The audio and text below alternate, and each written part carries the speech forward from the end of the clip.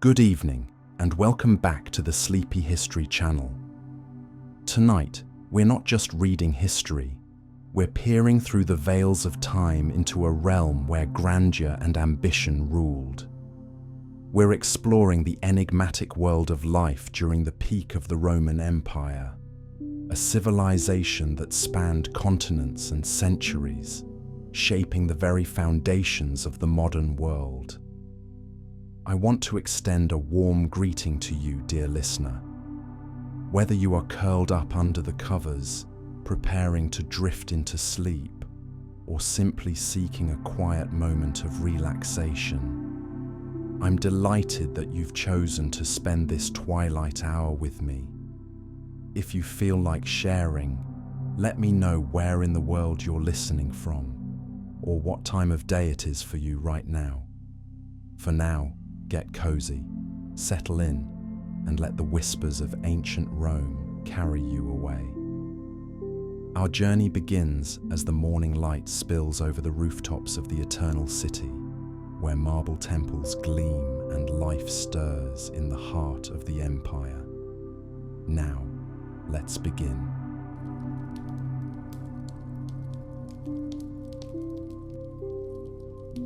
Picture the city of Rome in this era, the heart of the empire, pulsating with life and activity. The city's grandeur, reflected in its towering monuments, expansive public spaces, and lavish villas, was a testament to the empire's might and prosperity. Rome was a bustling metropolis, a city of contrasts, where magnificent temples and luxurious palaces stood alongside crowded tenements and bustling marketplaces. The city's streets were alive with the sounds of vendors hawking their goods, children playing, and the constant hum of human activity. At the same time, the city was also a place of quiet reflection, with serene gardens and tranquil public baths, offering a respite from the urban bustle. The people of Rome were as diverse as the city itself. There were the patricians, the wealthy aristocrats who held the highest offices and wielded immense political power. They lived in grand villas, adorned with elaborate mosaics and frescoes, surrounded by lush gardens and attended by numerous slaves. Their days were filled with political maneuvering, public duties, and elaborate feasts and entertainments. Beneath the patricians were the plebeians, the common people of Rome. They were the backbone of the city, working as farmers, traders, craftsmen, and laborers. Despite their lower status, the plebeians had their own political institutions and were vital to the functioning of the empire. Life in the Roman Empire was not just about politics and power, but was also rich in cultural and intellectual pursuits. The Romans were great admirers of Greek culture and learning, and many of the empire's greatest thinkers and artists were heavily influenced by Greek ideas. Philosophy, literature, and the arts flourished under the patronage of the emperors and the wealthy elite. The works of poets like Virgil and Horace, and philosophers like Seneca and Marcus Aurelius, continue to be read and admired to this day. Yet, life in the Roman Empire was also marked by struggle and hardship.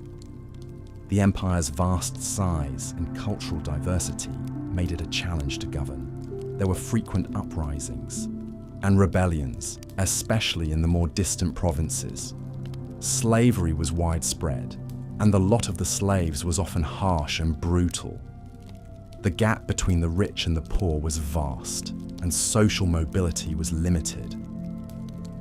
Despite these challenges, the Roman Empire managed to maintain its cohesion and stability for several centuries, a testament to its administrative efficiency and military might. But life in the Roman Empire was not just about survival and struggle. It was also about enjoyment and celebration. The Romans were known for their love of games and spectacles. The Colosseum, the largest amphitheatre in the empire, was the venue for thrilling gladiatorial contests and wild beast hunts. The Circus Maximus, a massive stadium, hosted thrilling chariot races that attracted tens of thousands of spectators.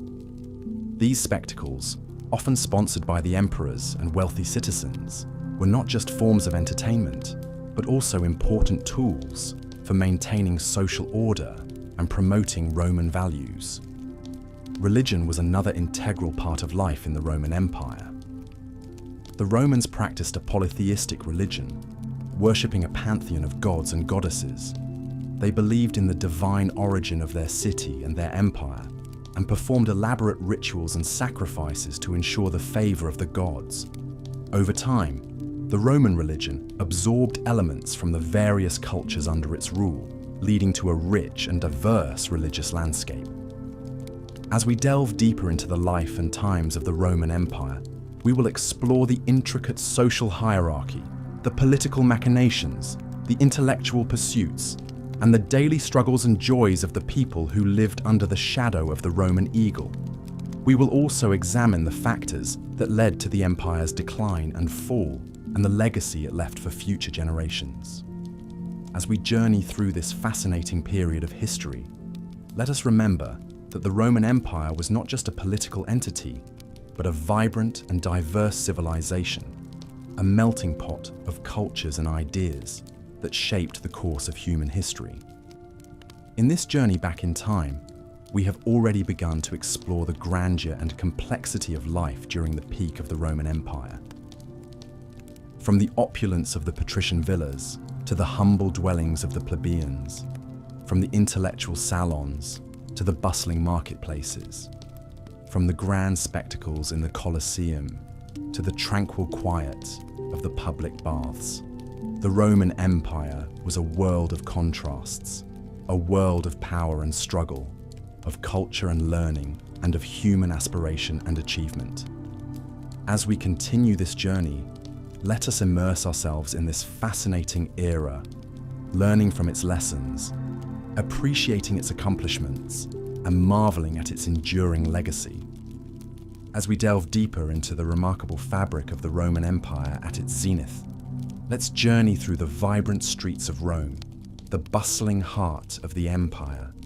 Imagine the sight of grand edifices and public structures, like the Colosseum and the Pantheon, that punctuated the city's skyline. These architectural marvels were a testament to Rome's unparalleled engineering prowess, and they continue to captivate us in the present day. The most common dwelling in Rome was the insula, or apartment building. These structures were often built cheaply and could be prone to fires and collapses. However, this was the everyday reality for most Romans, as only the wealthy could afford private homes. These domus were luxurious private residences with rooms arranged around a central courtyard, often adorned with intricate mosaics and frescoes. In the Roman society, the family was perceived as a fundamental unit. The paterfamilias, or father of the family, held an almost absolute power, known as patria potestas, over his kin. This power extended over his wife, children, and slaves, binding them into a single economic and legal entity. However, contrary to many preconceived notions, Roman women enjoyed a significant degree of freedom compared to their contemporaries in other ancient societies. They could own and inherit property and had the right to divorce. Slavery was an integral part of the Roman economy and society. Slaves performed an array of tasks, from domestic chores and tutoring to manual labor in the fields and mines. However, the life of a slave was far from simple. Their treatment largely depended on their masters. Some slaves were treated relatively well, while others were subjected to severe hardships. The Romans were renowned for their advancements in engineering and public health. They built an intricate network of roads and bridges to expedite trade and military movement. Their aqueducts ingeniously transported fresh water from distant sources into cities and towns, facilitating public baths and latrines, and upholding a high standard of sanitation. The Roman diet was simple, but nourishing, with wheat and barley serving as staples. They enjoyed a variety of fruits, vegetables, and legumes, and the wealthier Romans could afford meat, fish, and exotic spices. The Romans were also known for their love of wine, which was consumed at all meals and social occasions. Education was highly valued in Roman society. Wealthy Romans often hired private tutors for their children, while the less affluent sent their children to public schools.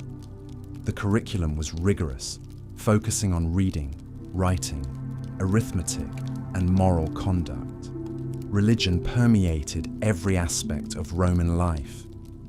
The Romans worshipped a pantheon of gods and goddesses, each governing a different aspect of life.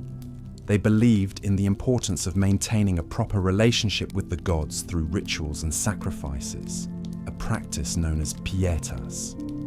Despite its grandeur, the Roman Empire was not devoid of social issues. Poverty and class disparity were rampant, and the gap between the rich and the poor was starkly visible in the city's urban landscape. Public entertainment, such as gladiatorial games and chariot races, were often used as a means to divert the population's attention from these societal problems. As we step back and view this intricate tapestry of Roman life, we find a society characterized by a blend of remarkable achievements and profound challenges. From their architectural marvels to their social structures, the Romans crafted a civilization that continues to influence our world today. As we close our eyes and drift into sleep, we carry with us the echoes of this ancient world, reminding us of the indelible human capacity to create, adapt, and endure. As we delve deeper into the Roman Empire at its zenith, let's explore the remarkable city planning and infrastructure that underpinned its prosperity. Intricate designs, remarkable efficiency, and the use of advanced building materials were characteristic of Roman city planning, reflecting a society that valued organization, practicality, and luxury. At the heart of every Roman city was the Forum, a public square that served as the central hub for political, economic, and social activities. The Forum was typically surrounded by important government buildings, temples, and markets. It was here that citizens gathered to discuss politics, engage in trade, or simply socialize. Larger cities like Rome had multiple forums, each with its unique identity and purpose. A city's grandeur was often epitomized by its monumental structures. The most famous of these is perhaps the Colosseum in Rome, an engineering marvel that could accommodate up to 50,000 spectators. It was used for public spectacles such as gladiatorial contests, mock sea battles, animal hunts, and executions. But lest we think all Roman cities were adorned with such grandiose structures, it's worth noting that smaller towns and cities had their own amphitheatres, albeit on a more modest scale. A quintessential feature of Roman city planning was the grid system. Roads were laid out in a grid pattern, with the two main roads, the Cardo and Decumanus, intersecting at the centre of the city. This efficient layout facilitated easy navigation and had the added advantage of dividing the city into manageable blocks. The streets were often lined with shops and stalls, creating a lively and bustling atmosphere. But the Romans didn't just excel at city planning. They were also masters of infrastructure. Their aqueducts, for example, were a marvel of engineering, using gravity to transport water from distant sources into the heart of the city. The Romans understood the importance of clean water for the health and well-being of their citizens, and their aqueducts, some of which are still in use today, are a testament to their foresight and ingenuity. Not to be overlooked is the Roman sewer system, the Cloaca Maxima, another engineering feat that greatly improved the sanitation and hygiene of the city. It was a vast underground network that carried away waste and stormwater, maintaining cleanliness and reducing the risk of disease. Roman homes, known as domus, were equally impressive. In cities, these homes were often part of insulae, a kind of multi-story apartment building. The ground floor was typically reserved for shops or businesses, while the upper floors housed the living quarters. Wealthier Romans, however, lived in detached houses with multiple rooms, a central courtyard, and often private baths. The baths were not merely a place for hygiene, but also a social centre. The grand bathhouses, like the baths of Caracalla in Rome, boasted an array of facilities, including hot and cold baths, saunas, gymnasiums, and even libraries. Patrons could enjoy a leisurely soak, exercise, or engage in intellectual discourse, all under one roof. From their city planning and infrastructure to their homes and social centres, the Romans demonstrated a deep understanding of urban living.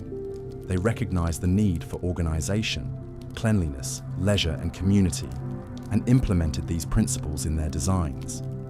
This attention to detail, coupled with their technological prowess, contributed to the high standard of living during the peak of the Roman Empire. As we continue our journey, we will further explore the Roman lifestyle, their food, clothing, and entertainment, all of which played a significant role in shaping the unique culture of this great civilization. But for now, let's take a moment to appreciate the remarkable planning and infrastructure that underpinned the prosperity of the Roman Empire at its zenith. As we continue our journey into the past, we now find ourselves at the heart of the Roman Empire, its bustling capital, Rome. The city stood as a testament to the empire's grandeur, a place where one could witness the full breadth of Roman life and culture. Indeed, Rome was the epitome of what it meant to live during the peak of the Roman Empire. As we wander through the ancient city in our minds, we first come across the famous Roman bathhouses, or thermae. These were not merely places for hygiene, but served as social hubs, where Romans of all social classes would gather to gossip, conduct business, and relax after a long day. These bathhouses were architectural masterpieces, boasting large heated pools, steam rooms, and gymnasiums. Some, like the baths of Caracalla, even housed libraries, lecture rooms, and shops. The Romans took great care in their personal hygiene, and these bathhouses were a testament to that commitment. Stepping out of the warmth of the bathhouse, we find ourselves on the bustling streets of Rome. The city was a hive of activity. Streets and alleys were filled with vendors selling their wares, from fresh produce, fish and meat, to clothing and jewellery. Slaves bustled about, carrying out their masters' orders. There was a constant hum of conversation, haggling, and the clatter of carts and chariots. Our path leads us to the Grand Forum, the heart of Roman public life. Here, one could find the great temples, the Senate House, and the markets. It was in the Forum that the citizens of Rome would gather to hear important speeches, witness trials, and participate in public affairs. The illustrious marble buildings reflected the sun, creating an almost ethereal glow that must have been awe-inspiring to the citizens of Rome.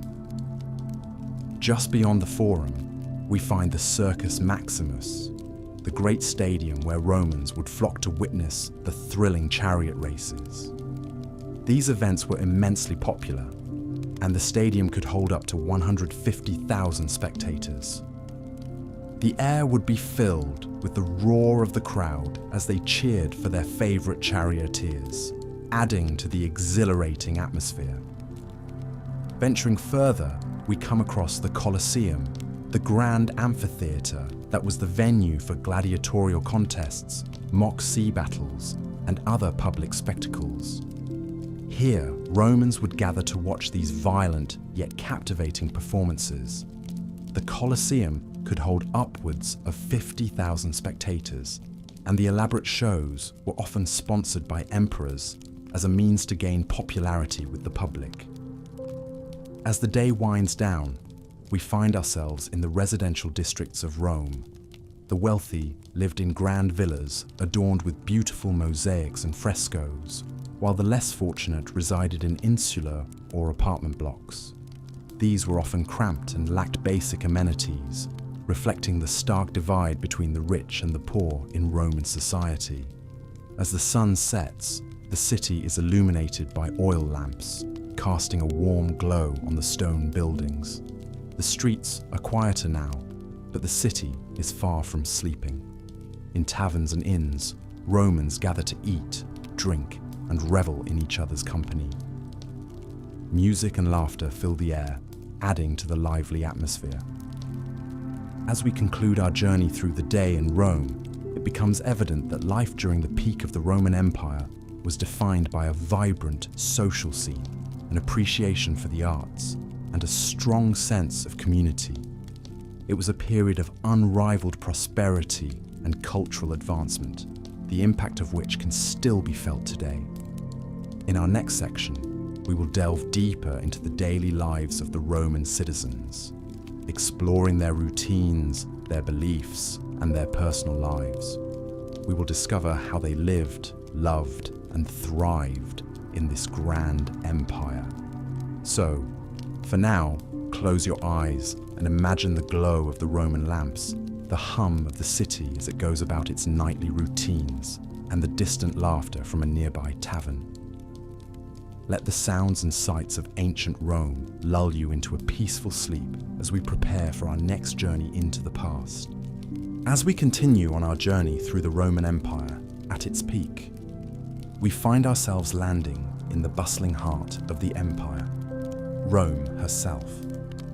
It is important to remember that Rome was not just the capital, but a symbol of the empire's might, wealth, and grandeur. The city was a bustling metropolis, home to over 1 million residents, a figure that was indeed staggering for the era.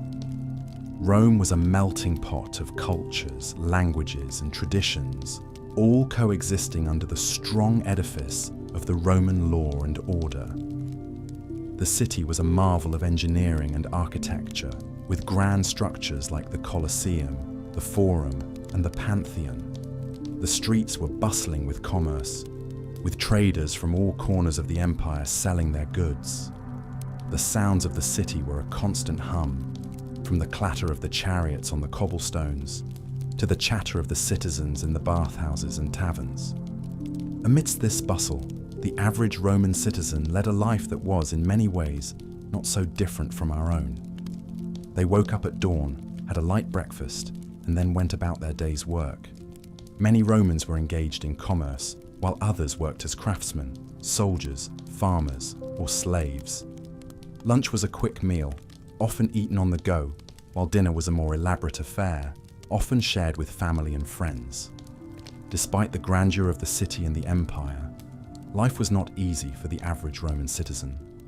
The gap between the rich and the poor was wide, and poverty was rampant. Many Romans lived in cramped, multi-story apartment buildings, known as insulae, which were often unsafe and unsanitary. Fire was a constant threat in these structures, and the Roman fire brigade was a vital part of the city's infrastructure. Yet, despite these challenges, Roman society was remarkably resilient and adaptive. The Romans were great innovators, and they developed many technologies that we take for granted today. They had a complex system of aqueducts to bring fresh water into the city, and a network of roads and bridges that connected the far-flung corners of the empire. They had public baths, gymnasiums, and libraries, and they valued education and the arts. In terms of culture, the Romans were great enthusiasts of the theatre, and plays were a popular form of entertainment.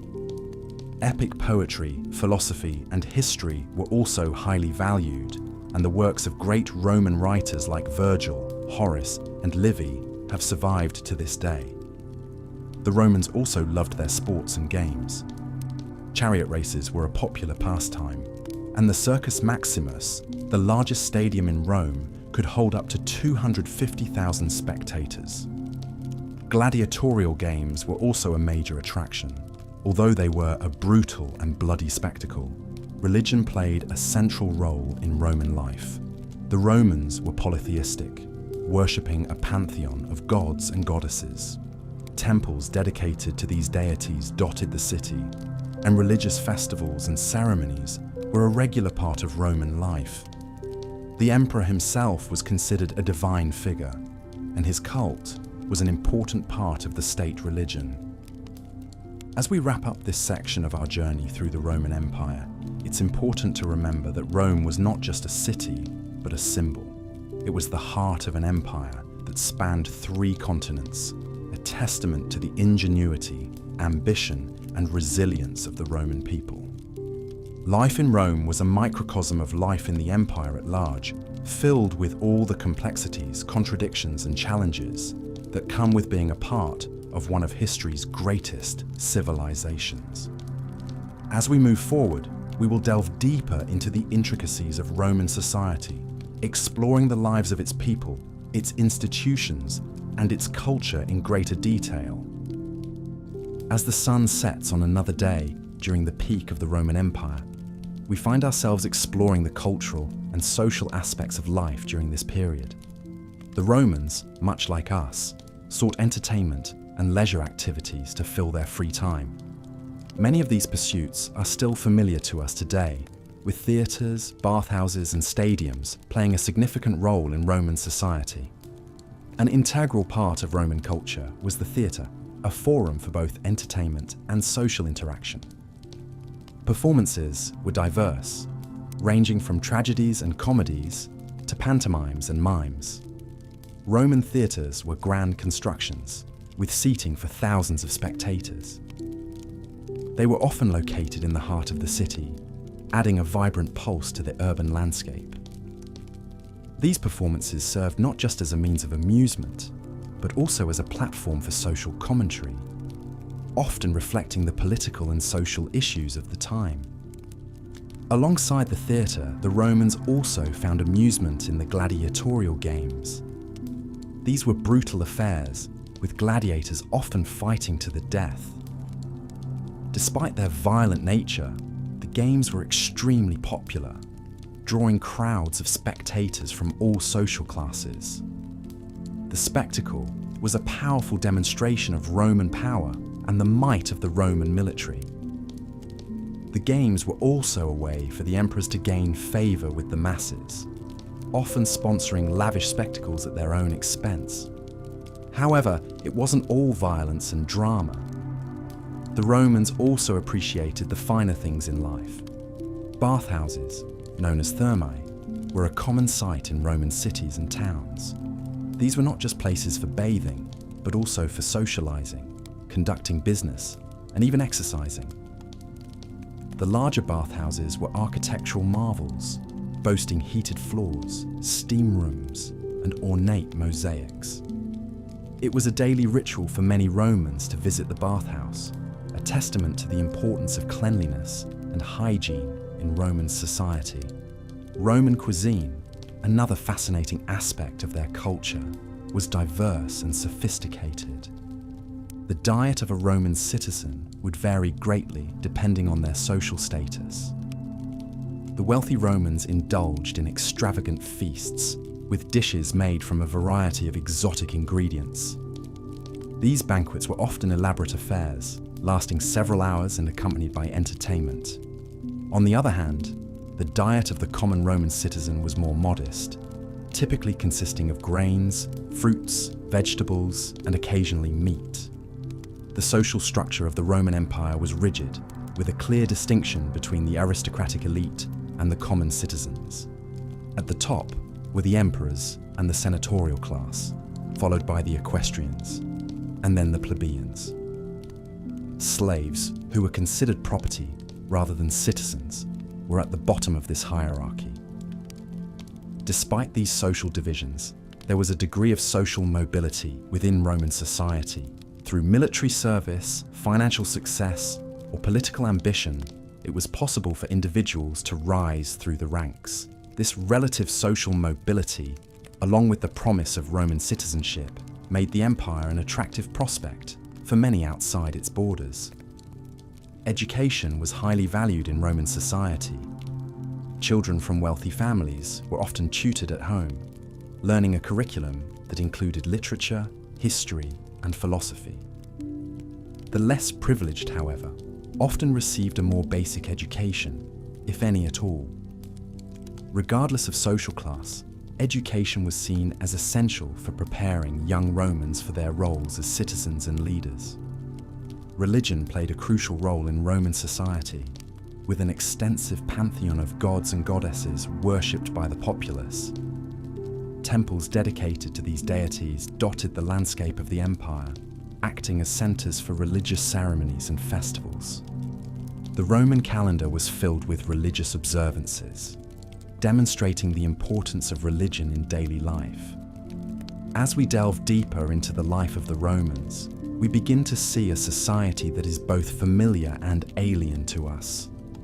Their customs, traditions, and daily routines offer a fascinating glimpse into a civilization that, despite its eventual decline, has left an enduring legacy on the world.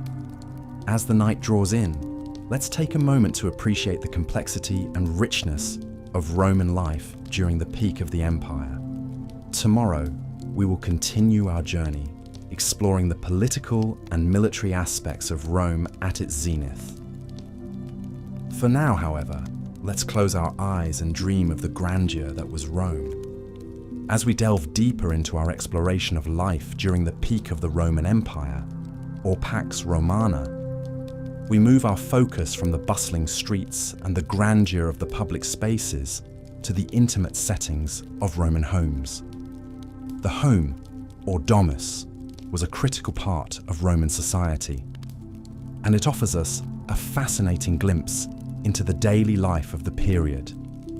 Roman homes varied greatly depending on the wealth and status of their owners.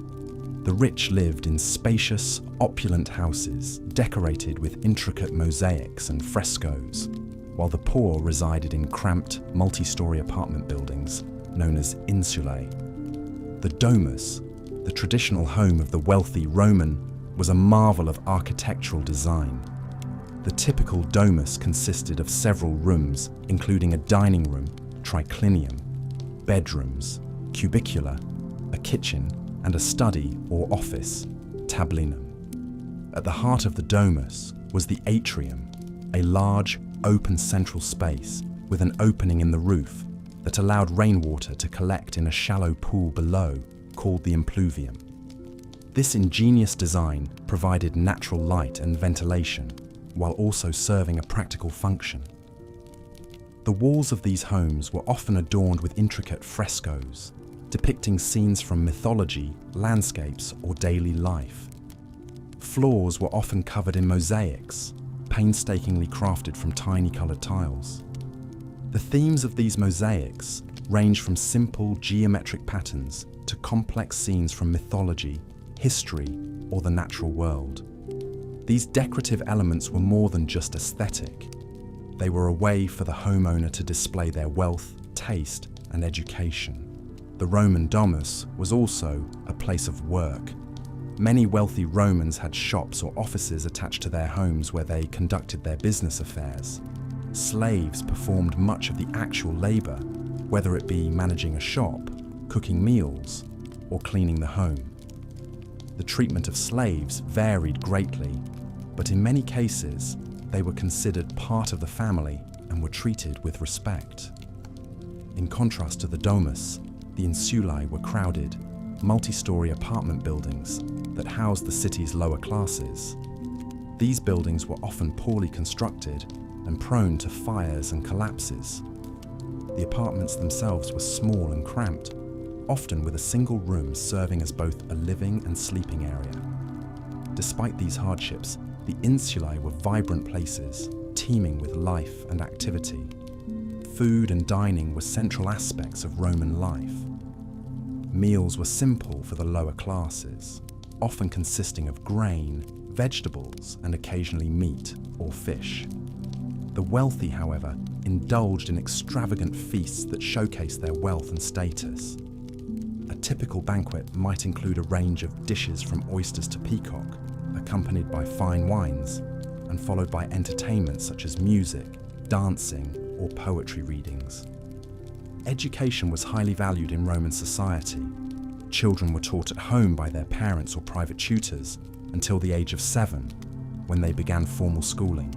Boys and girls were educated separately, with boys learning reading, writing, arithmetic, and rhetoric, while girls were taught spinning, weaving, and other domestic skills. Religion permeated every aspect of Roman life, from the public rituals performed in the temples and at the public games, to the private ceremonies conducted in the home. Each home had a small shrine, or lararium, where the household gods were worshipped. These gods, or lares, were believed to protect the home and its inhabitants. In our next section, we will explore the fascinating world of Roman entertainment, where gladiatorial contests and chariot races captured the imagination of the populace and provided a welcome distraction from the challenges of daily life. As we continue our journey through the peak of the Roman Empire, let your mind wander through the streets of Rome, from the grand villas of the wealthy to the bustling insulae of the poor, imagining the sights, sounds, and smells of this remarkable period in history. As we continue our exploration of life during the peak of the Roman Empire, we now turn our attention towards the political structure and the military that form the backbone of this historical powerhouse. At the heart of the Roman political system was the Senate, an advisory council made up of Rome's most prestigious citizens. The Senate held enormous sway over the Roman state and was composed of lifelong members, usually former magistrates. The Senate was not only a political body, but also a social institution, a sort of gentleman's club where the elite could discuss matters of state and society. The Senate's primary role was to advise the magistrates and the people, but its decisions, known as senatus consulta, held significant weight. The Roman Empire was a period of autocracy, with the emperor holding supreme power. However, maintaining the illusion of the republic was important, and emperors often went to great lengths to secure the Senate's approval. The emperor would propose legislation, which the Senate would then approve. In reality, the Senate had no real power to oppose the emperor, but their endorsement gave the emperor's decisions an aura of legitimacy. The emperor could not rule alone, and the imperial court was a complex web of officials, advisors, and family members. The emperor's household, the domus, was the administrative hub of the empire. Here, the emperor was surrounded by a multitude of advisors, freedmen, slaves, and family members who helped him rule. The court was a hotbed of intrigue, with factions vying for the emperor's favor. The Roman Empire was not just a political entity, it was also a massive military machine. The Romans had a professional standing army, the first of its kind in history. The backbone of this army was the legions, units of about 5,000 men each, which were further divided into centuries of around 80 men. The legions were not just fighting forces, they were also engineering corps, building roads, bridges, and fortifications across the empire. Each legion was a self-contained unit with its own command structure, medical staff, engineers, and even a small navy. The soldiers were well trained and disciplined, with a strict hierarchy and a code of conduct. The legions were not just for war, they also served as a police force, maintaining law and order in the provinces. The key to the success of the Roman military was its adaptability. The Romans would often adopt the tactics and weapons of the enemies they defeated, integrating them into their own military doctrine. This adaptability, combined with the discipline and organization of the legions, made the Roman army a formidable force. The Roman navy also played a crucial role in the empire's expansion. It was responsible for protecting the sea routes that were vital for trade and communication. The navy was not as prestigious as the legions, but it was essential for maintaining the empire's security and prosperity. Life in the Roman military was hard, but it offered opportunities for social advancement. A career in the army or the navy was a path to citizenship for many provincials. Soldiers were rewarded with land, money, and the opportunity to climb the social ladder. As we delve deeper into the political and military structure of the Roman Empire, we see an intricate system of checks and balances, a complex web of relationships, and a military machine that was as innovative as it was efficient. These elements combined to create an empire that lasted for centuries, leaving a lasting legacy on the world. As we transition from the political and military aspects of Roman life, Our next section will focus on the cultural and social facets of the Roman Empire, examining the daily lives of its citizens from diverse socio-economic backgrounds. Rest assured, there is still much to discover about this remarkable period in human history. As we delve deeper into the heart of the Roman Empire at its peak, it becomes increasingly clear that the Romans lived in a world that was both similar and alien to our own. Let's take a closer look at the day-to-day life of an average Roman citizen living during the height of the empire, around the 2nd century AD. Romans awoke with the sunrise, often to the sounds of the bustling city streets. As the sun's first rays began to peek over the horizon, Rome would already be coming alive with the noises of vendors setting up their stalls, the clatter of horses and carts on the cobblestone streets, and the distant ringing of blacksmiths' hammers. Most Romans lived in small apartments or houses, often sharing their space with extended family or lodgers. These dwellings were typically made of brick and concrete, with a flat roof that could be used for additional living space, or even a small garden. Breakfast in Rome was a simple affair. Most Romans would begin their day with a meal of bread, cheese, and perhaps some olives or dried fruit. This would be washed down with a cup of posca, a sour wine diluted with water, which was a common drink throughout the empire. After breakfast, the men of the house would usually head off to work or to the forum, while the women would remain at home to oversee the household chores. The Roman workday was fairly short by modern standards, often ending in the early afternoon. This was partly due to the hot Mediterranean climate, which made it impractical to work during the hottest part of the day. After work, many Romans would head to the baths, a key part of Roman social life. These weren't just places to get clean, but were also spaces for socializing, exercising, and even conducting business.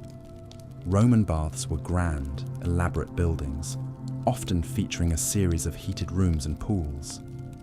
Visitors would typically start in the tepidarium, a warm room that helped to open the pores, before moving to the hotter coldarium.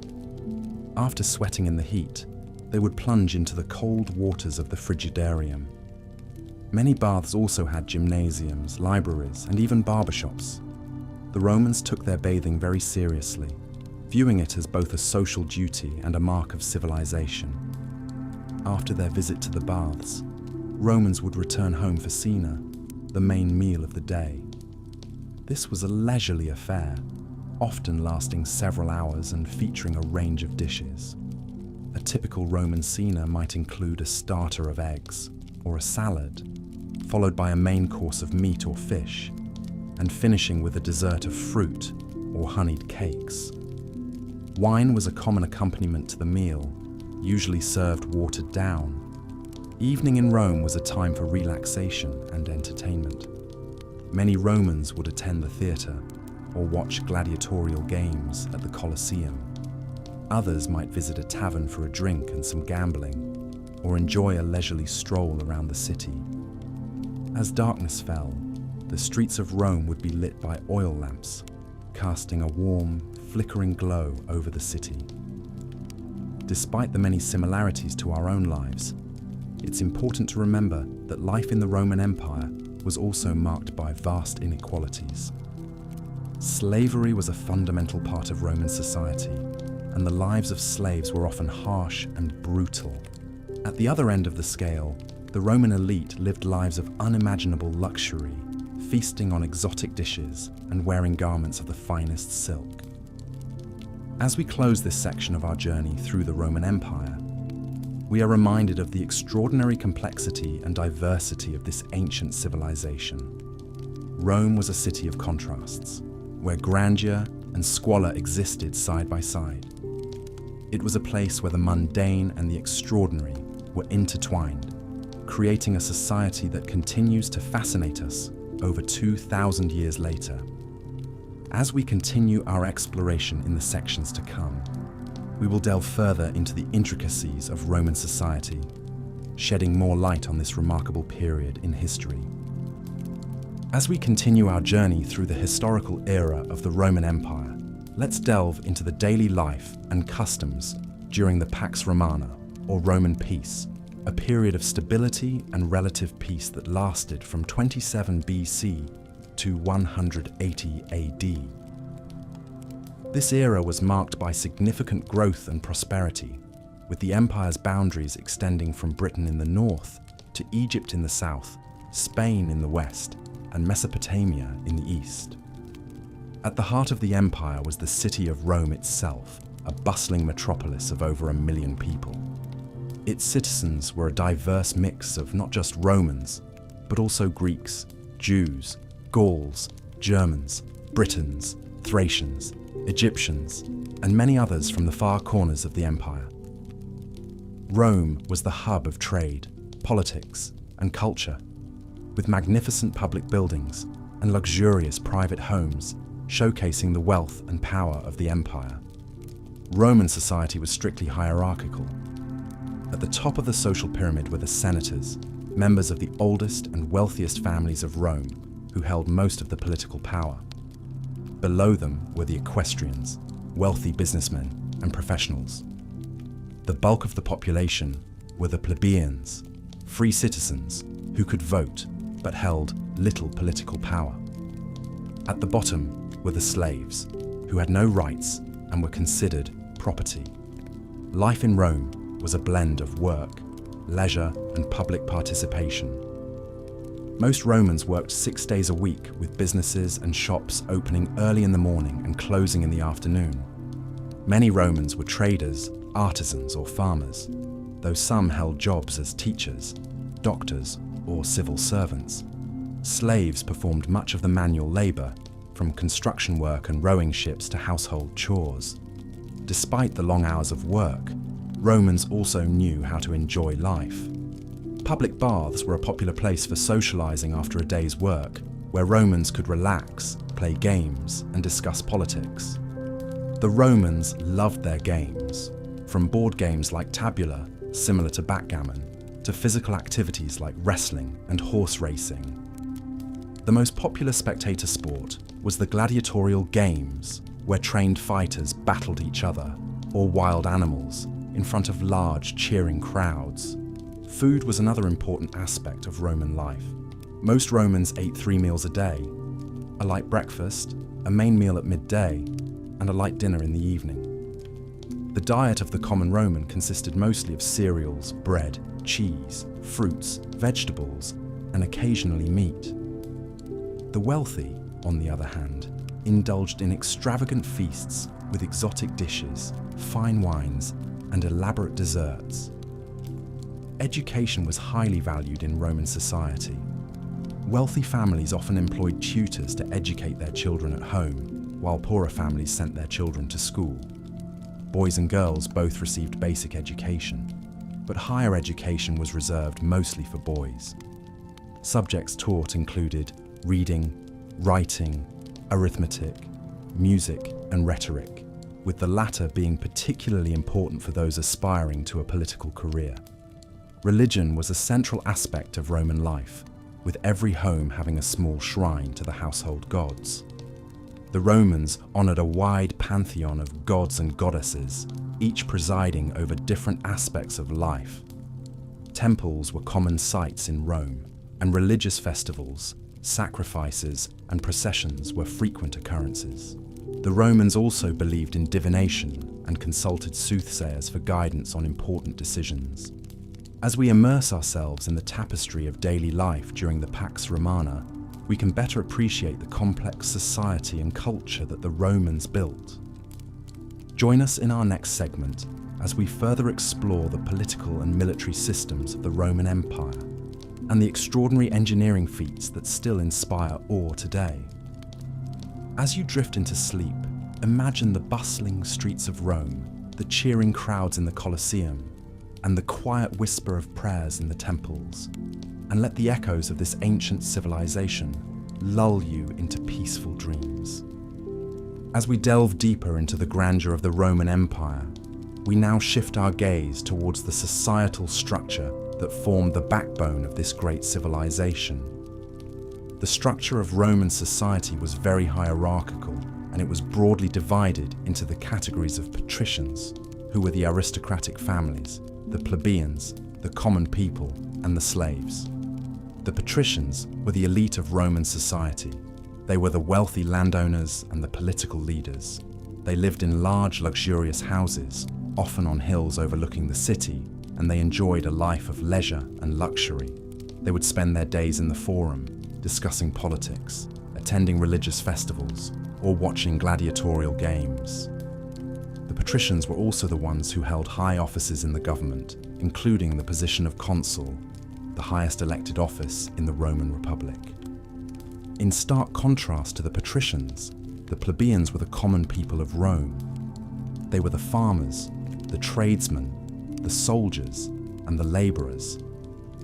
Though they made up the majority of the population, they had little political power and were often at the mercy of the patricians.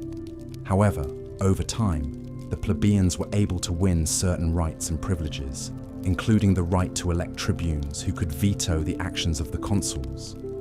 Despite these gains, the life of a plebeian was often hard, with long hours of work and little time for leisure. However, it is important to note that the line between plebeians and patricians was not always clear-cut. Many plebeians were able to gain wealth and status through their efforts in trade or military service. These new men, as they were called, often tried to emulate the lifestyle of the patricians, building large houses and sponsoring public games and festivals. Slavery was a significant part of Roman society and the economy. Slaves were used for a variety of tasks, from agricultural labor to household chores. They could be bought and sold at markets, and they were often treated harshly by their masters. However, it was possible for a slave to earn their freedom, and freed slaves could become citizens, albeit with limited rights. The Romans had a unique way of looking at wealth and status. Unlike many societies, they did not necessarily equate wealth with virtue. Instead, they valued a concept they called dignitas, which can be loosely translated as dignity or prestige. This was a measure of a person's influence, reputation, and standing in society. A person could increase their dignitas by serving in the military, holding public office, or sponsoring public works. In terms of entertainment, the Romans had a love for spectacle and drama. The Colosseum, with its gladiatorial games, was the epitome of this. These games, often sponsored by wealthy patricians, would draw crowds of tens of thousands. Gladiators, who were often slaves or criminals, would fight to the death for the entertainment of the crowd. The Romans also loved theatre, and plays were often performed at festivals and religious ceremonies. Religion played a crucial role in Roman society, and it was deeply ingrained in every aspect of life. The Romans worshipped a pantheon of gods and goddesses, each with their own domain and responsibilities. Religious festivals were a common occurrence, and they often involved sacrifices, prayers, and processions. The Romans believed that by honoring the gods in these ways, they could ensure their favor and protection. Education was highly valued in Roman society, and it was seen as key to advancing one's status. Wealthy Romans would hire tutors for their children, who would teach them reading, writing, arithmetic, and the classics. The goal of education was not only to impart knowledge, but also to instill the values and virtues that were important to Roman society. In conclusion, life during the peak of the Roman Empire was characterized by a sharp division between the classes, a love for spectacle and drama, a deep respect for the gods, and a strong emphasis on education. Despite the hardships faced by many, it was a society marked by a rich culture and a deep sense of dignity and honor. It's easy to see how this complex and vibrant society was able to dominate the ancient world for so many centuries. In the previous sections, we have discussed the rise of the Roman Empire, its political structure, and the daily life of its citizens. In this part, we will delve into the social structure, and the dynamics of Roman society during its peak. The Roman Empire, like any other ancient civilization, was marked by a rigid social hierarchy.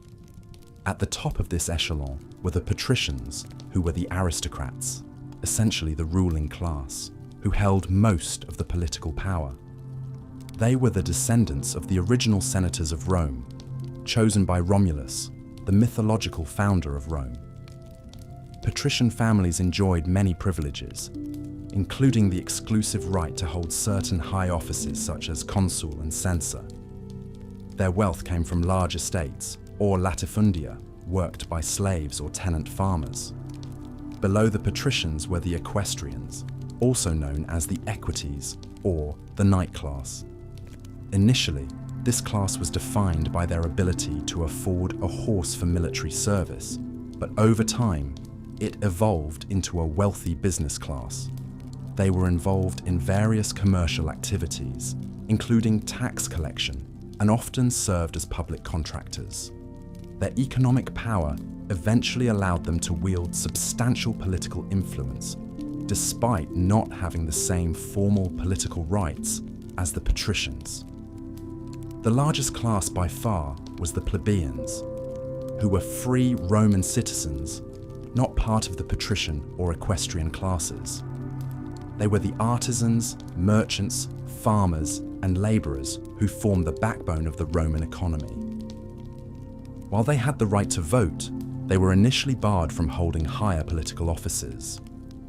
However, through collective action and protest, known as the conflict of the orders, the plebeians gradually won political concessions, including the right to hold the consulship and the establishment of tribunes, who were officials elected to protect their interests. At the very bottom of the social pyramid were the slaves and freedmen. Slavery was an integral part of Roman society, with slaves being used for various tasks, from household chores to gladiatorial combat. It's important to note that Roman slavery was not based on race, but rather on capture in war, punishment for crime, or the inability to pay debts. Freedmen, on the other hand, were former slaves who had either bought their freedom or had been granted it by their masters. Although freedmen had most of the rights of a Roman citizen, they were not viewed as social equals by the freeborn citizens. The social structure of Rome also had a gendered aspect. While men dominated the public sphere, women in Rome had a degree of personal and economic independence not common in the ancient world. They could own property, engage in business, and initiate divorce. However, they could not vote or hold public office. The Roman Empire was also renowned for its multiculturalism. With the expansion of the empire, a multitude of cultures, languages, and religions were absorbed into Roman society. This cultural diversity was evident in all aspects of Roman life, from its cuisine and fashion to its religious practices and artistic expressions. During the peak of the Roman Empire, social mobility was possible to an extent. A plebeian could amass wealth and join the equestrian class. A slave could be freed and become a wealthy businessman, and an equestrian could enter the Senate if he met the property qualification. However, these instances were exceptions rather than the norm, with the vast majority of individuals remaining in the social class they were born into. Overall, Roman society during the peak of the empire was a complex and stratified system that afforded different levels of privilege and power to its members. Despite its inherent inequalities, it also offered opportunities for advancement that were relatively rare in the ancient world. In the next section, we will explore the military structure and the causes behind the Roman Empire's remarkable military success. Please, close your eyes, take a deep breath, and prepare to journey into the world of the Roman legions. As the sun would set over the horizon, the city of Rome would transform into a vibrant, nocturnal metropolis.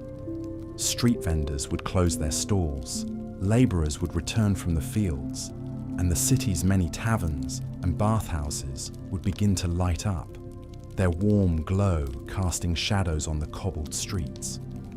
Among the most famous of these establishments was the Thermae of Caracalla. Constructed in the 3rd century AD, this grand bathhouse was much more than a place to bathe and socialize. It was a multifunctional leisure center, complete with libraries, gardens, and even a gymnasium. Patrons of the Thermae would start their visit in the Apoditerium, a changing room lined with wooden lockers. From there, they would proceed to the Tepidarium, a room of moderate temperature where they would begin the process of sweating out impurities. Then, they would move on to the Caldarium, a hot bath, and finally the Frigidarium, a cold pool designed to close the pores and invigorate the body. This ritual not only promoted hygiene, but also relaxation and camaraderie among the patrons, who ranged from politicians to poets, generals to gladiators. After a visit to the bathhouse, Romans might attend a banquet, another cornerstone of social life in the empire. These events were extravagant affairs, with guests reclining on couches and enjoying delicacies like roasted peacock and stuffed dormice. The wealthier the host, the more lavish the banquet, with some aristocrats employing professional entertainers to amuse their guests. Music, poetry, and even acrobatic performances were all common features of these events. But life in the Roman Empire was not all leisure and luxury. There was also a darker side to the society, one that was characterized by inequality and brutality. While the wealthy enjoyed the comforts of villas and banquets, the poor lived in squalid conditions, often in cramped multi-story apartment buildings known as insulae. These buildings were prone to collapse and fire, and the residents often lacked basic amenities like running water or sanitation. Moreover, the empire was built on the backs of slaves, who performed a wide range of tasks, from manual labor in the fields to domestic service in the homes of the wealthy. Slaves were considered property and were often treated harshly, and their only hope for freedom was through manumission, a process by which a slave could be freed by their master. Despite these challenges, the Roman Empire was a remarkably stable society, characterized by a strong legal system and efficient administration. The Romans were skilled engineers, constructing a vast network of roads and aqueducts that facilitated trade and communication across the empire. They were also innovative architects, pioneering the use of concrete and the arch, innovations that allowed them to build magnificent structures like the Colosseum and the Pantheon. Additionally, the Romans were known for their literary and artistic achievements. Poets like Virgil and Ovid penned epic works that are still studied today, while sculptors created realistic portraits of emperors and gods. Even everyday objects like pottery and jewelry were often intricately decorated, reflecting the Romans' appreciation for beauty and craftsmanship. In the end, life during the peak of the Roman Empire was a study in contrasts. It was a time of unprecedented wealth and power, but also of poverty and oppression. It was a society that valued education and culture, but also reveled in spectacle and excess. And though the empire would eventually fall, its influence can still be seen today in everything from our architecture to our legal system, our language to our culture. As we continue our journey through this fascinating period, we will delve deeper into the lives of the people who lived during this time, exploring their customs, beliefs, and daily routines. We will also examine the factors that led to the eventual decline and fall of the empire, a process that would usher in the Middle Ages and forever change the course of Western history.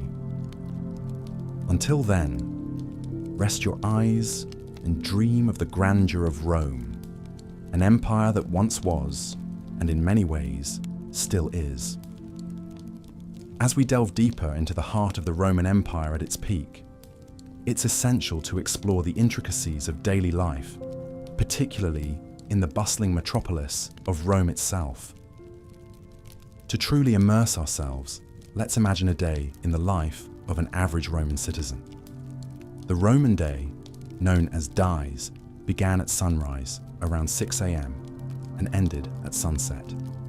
Their day was divided into 12 hours, or horae, but since the length of daylight varied with the seasons, the length of these hours was not fixed, making their concept of time fluid and somewhat different from ours. The daily life of a Roman citizen was dictated by their social status.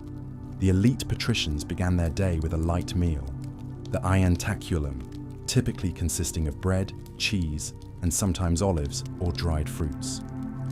This was followed by the morning salutatio, where clients or clientes paid their respects to their patronus or patron. This was a key aspect of the patron-client relationship, a fundamental social dynamic of Roman society. Clients, often lower-class citizens, provided services and support to their patron in exchange for protection and aid. If our imagined Roman citizen was a plebeian or commoner, their day would look quite different. After a similarly light meal, they would head to work. Many worked as farmers, labourers, or tradesmen, while others served in the homes of wealthier Romans. The bustling Roman markets, or Macella, were filled with stalls selling a variety of goods, from fruits and vegetables, to fish and meat, to fabrics and jewellery. The markets were a hub of activity, filled with the sounds of haggling vendors, the scent of fresh produce, and the sight of Romans from all walks of life crossing paths. Around midday, the Romans took a short break for their lunch, or prandium. This was a quick, often cold meal, as the Mediterranean climate could be quite hot during the day. After prandium, work resumed until late afternoon. For the wealthy, this could include involvement in politics, managing their estates or businesses, or for the intellectual elite, studying philosophy or literature. The less privileged continued their labour, whether it was tilling the fields, crafting goods, or serving in a patrician household. In the late afternoon, around 3 p.m. by our modern reckoning, Romans would visit the public baths, or thermae. These were not merely places for hygiene, but social and recreational centres where Romans could meet friends, exercise, and even conduct business. The baths were an architectural marvel of the Roman Empire, with facilities including hot and cold pools, steam rooms, and gymnasiums. Our Roman citizen, regardless of their social standing, would have spent a considerable amount of time here, as it was an integral part of their daily routine. As evening approached, the main meal of the day, the cena, was served. For the wealthy, this was often a lavish affair, with multiple courses and a variety of delicacies, from oysters to peacock tongues. For the common Roman, cena was simpler, usually consisting of a grain-based dish, vegetables, and occasionally meat or fish. Following cena was the commissatio, a drinking party that marked the end of the day. The wealthy often hosted these parties in their luxurious homes, while the less affluent might gather at a local tavern, or popina. As the wine flowed, Romans would engage in lively conversation, play games, and enjoy entertainment such as music or performances. As we imagine the life and routine of our Roman citizen, it's important to remember that while the Roman Empire was a society of great wealth and advancement, it was also a society of stark contrasts. The extravagance of the wealthy was balanced by the hardship of the poor. The grandeur of the public buildings contrasted with the simplicity of the common homes. Yet regardless of status, all Romans shared in the rhythm of the dies, the vibrant culture, and the collective identity of being part of one of the most influential civilizations in history. This exploration of a day in the life of a Roman citizen offers us a glimpse into the complexities and nuances of daily life during the peak of the Roman Empire. As we continue our journey, we'll delve deeper into the societal structures, cultural practices, and historical events that shaped this remarkable civilization. As we delve deeper into the rich tapestry of the Roman Empire at its peak, we find ourselves wandering through the bustling streets of Rome, a city thriving with unparalleled cultural and economic prosperity. Outsiders were drawn towards Rome's magnificence, its architectural grandeur, and the promise of a life full of opportunities and adventures. The city, during this period, was not merely a geographic location, but a potent symbol of power, civilization, and grandeur. Imagine being a Roman citizen in the first 2 centuries AD. As dawn breaks, you would be awakened by the distant hum of the city coming to life. The smell of fresh bread wafts from the bakeries. The clatter of metal from blacksmith shops reverberates through the narrow alleyways, and the clamour of traders and merchants fills the air with an infectious energy. As you step out onto the cobblestone streets, you'd see a variety of people going about their daily routines. The majority of the Roman population comprised of artisans, labourers, and small-time merchants. They were the backbone of the Roman economy, contributing significantly to its prosperity. The middle class, or the equestrians, were successful business owners and government officials. And then there were the patricians, the upper class of the society, who were large landowners and held high-ranking political positions. Education was highly valued in Roman society.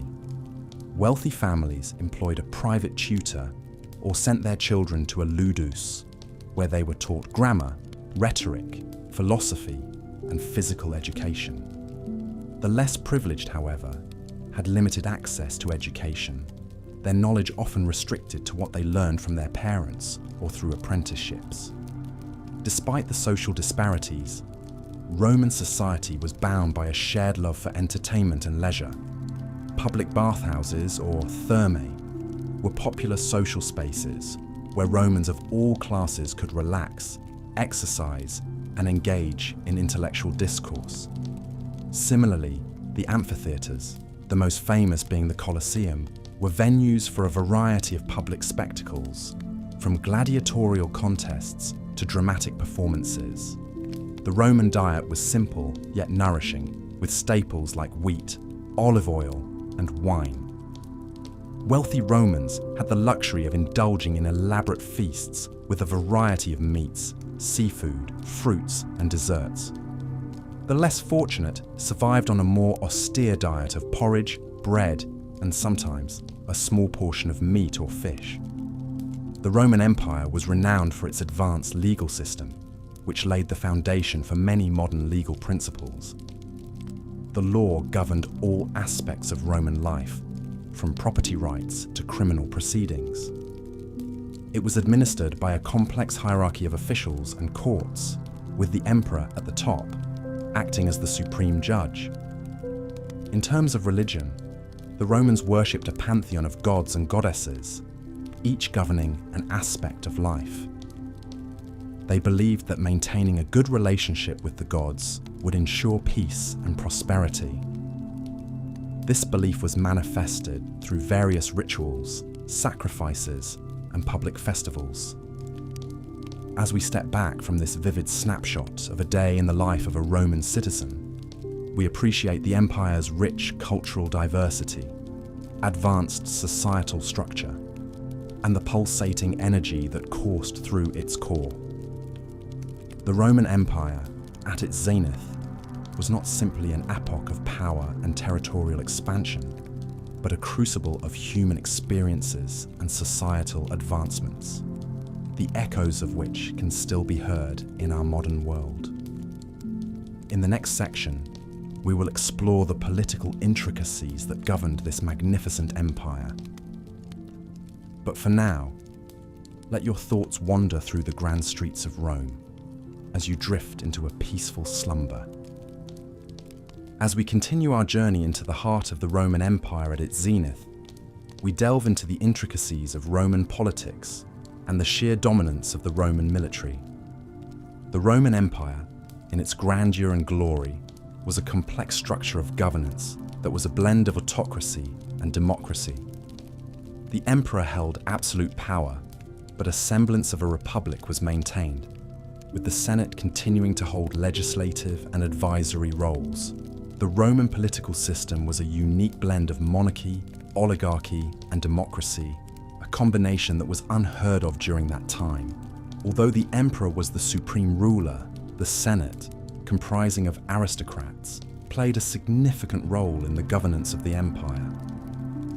The Senate was a vestige of the Roman Republic and held considerable influence, providing a check to the absolute rule of the emperor.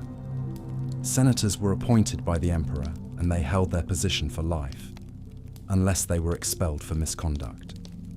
The Senate's main responsibilities were to enact laws, control finances, and administer justice.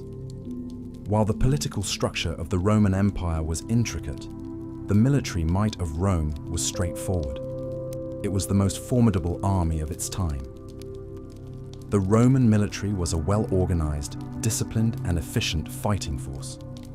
It was divided into legions, each consisting of about 5,000 soldiers. The legions were further divided into centuries, each led by a centurion. The Roman military was a meritocracy, with promotions based on courage and competence rather than social status. The military might of Rome was not solely due to the discipline and organization of its army. The Romans were also innovators in military technology. They developed the pilum, a type of spear that was designed to bend upon impact, making it impossible for the enemy to throw it back. The Romans also engineered roads and bridges, which facilitated the quick movement of their troops and supplies. The Roman Empire was not just a military and political powerhouse. It was also a hub of culture and learning. Roman literature, art, architecture, and philosophy still influence our world today. The Romans were great patrons of the arts. Emperors often commissioned grand architectural projects, such as the Colosseum, the Pantheon, and the Baths of Caracalla, to demonstrate their wealth and power. Roman literature was rich and varied, with works ranging from epic poems to philosophical treatises. The works of Virgil, Ovid, Horace, and Seneca are still studied and admired today. Roman philosophy, particularly Stoicism, had a significant influence on the empire. The Stoics believed in the importance of virtue and the pursuit of wisdom. They taught that one should strive to maintain tranquility and peace of mind, regardless of the external circumstances. The culmination of Roman culture, politics, and military might was evident in their legal system. Roman law was a sophisticated system of statutes, legal principles, and court decisions. It was based on the principle of justice and the rule of law. The Romans created a legal system that was designed to be fair and just, and it served as the foundation for many modern legal systems. As we reflect on the grandeur of the Roman Empire, we must also acknowledge its shortcomings. There was a significant gap between the rich and the poor, with a small elite enjoying immense wealth, while the majority of the population lived in poverty. Slavery was common, with slaves making up a significant portion of the population. Despite these flaws, the Roman Empire remains one of the most influential civilizations in human history. As you drift closer to sleep, imagine the bustling streets of Rome, with its grand architecture, busy markets, and lively forums. Imagine the senators debating in the Senate House, the soldiers training in the military camps, and the philosophers discussing the nature of life in the public squares. The Roman Empire, in all its complexity and grandeur, truly was a marvel of human civilization. As we continue our exploration, let the echoes of the past lull you into a peaceful slumber, dreaming of marble columns, murmuring fountains, and the eternal city at the heart of an empire. As we continue to explore the complexities of life during the peak of the Roman Empire, we now turn our focus towards its economy and trade. Rome's economy was a complex and multifaceted system, which was interwoven with their political structure and cultural norms. Its strength was based on agriculture, trade, and slave labor. The vast expanse of the Roman Empire, which spanned 3 continents, brought with it a wide variety of trade goods and opportunities. At the heart of Rome's economy was agriculture. A majority of Rome's populace was involved in farming in some manner. From the rich patricians who owned vast estates, to the poor plebeians who tilled the soil, everyone had a stake in the harvest. Grain, particularly wheat, was the staple crop, but vineyards and olive groves were also prevalent. The rich soil of the Italian peninsula, coupled with the temperate Mediterranean climate, made it ideal for agriculture. The production of food was not just for local consumption, but also for export to other parts of the empire. Rome's agricultural surplus was one of the key factors that allowed it to sustain its vast population and military. Trade was another vital part of the Roman economy. Rome was a hub of commerce, with goods flowing in from all corners of the empire. The Mediterranean Sea, often referred to as the Roman Lake, was the chief conduit for this trade. Ships laden with grain from Egypt, spices from the East, and tin from Britain would dock at the bustling ports of Rome. The city's markets were filled with a plethora of goods from all over the known world, a testament to the empire's reach and power. Local craftsmen also contributed to the trade, producing goods such as pottery, textiles, and metalwork, which were exported across the empire. One cannot discuss the Roman economy without mentioning slave labor. Slavery was a deeply ingrained part of Roman society, and it underpinned much of the economy. Slaves worked in all sectors, from agriculture to crafts, and even in the homes of the wealthy. They were bought and sold in markets, and their labor contributed significantly to Rome's wealth and prosperity. While the treatment of slaves varied, their lives were often harsh and filled with hardships. Despite the prosperity and abundance, the Roman economy also had its share of problems. Inflation was a recurring issue, brought on by the empire's constant military campaigns and the resultant debasement of the currency. The gap between the rich and the poor was stark, with the bulk of the wealth concentrated in the hands of a small elite. This socio-economic divide would eventually contribute to the empire's decline. However, during its peak, the Roman Empire was a testament to the power of economic organization and trade. Its ability to harness the resources of a vast territory and channel them into a single, unified economy was a remarkable feat. The impact of Rome's economic system can still be felt today in the foundations of modern economies and trade practices. So, as you lay back and let your thoughts drift, imagine the bustling Roman markets filled with goods from distant lands, the rustling wheat fields under the Mediterranean sun, and the clinking of coins changing hands. The Roman economy was a complex machine, but one that powered the empire and shaped the world in many ways. As you drift closer to sleep, let the echoes of this ancient world lull you into peaceful dreams. Tomorrow, we will explore more facets of life during the peak of the Roman Empire. Good night. As we continue our exploration of life during the peak of the Roman Empire, we now turn our attention to the realm of entertainment and the arts.